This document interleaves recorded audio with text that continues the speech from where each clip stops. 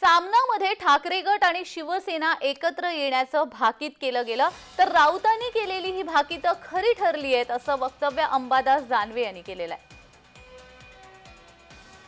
सामनामधून राऊतांनी केलेली भाकीतं खरी ठरली आहेत असं अंबादास दानवे यांनी म्हटलेलं आहे। ठाकरे गटाचे नेते अंबादास दानवे यांनी हे वक्तव्य केलेलं आहे।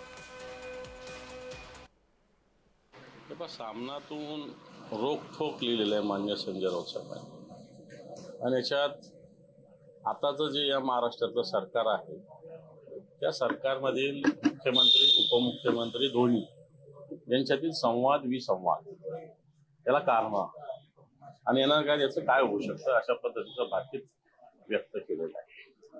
आणि मला असं वाटतं रोखोक आतापर्यंत ज्या ज्या पद्धतीनं लिहिले गेलेले आहेत जर ते बघितलं तर त्यातल्या बऱ्याच नव्हे तर सगळ्याच बाबी राजकीयदृष्ट्या खऱ्या ठरत आलेल्या आहेत। त्यामुळे रोखोक आपण सिरियसली घेतलंच पाहिजे।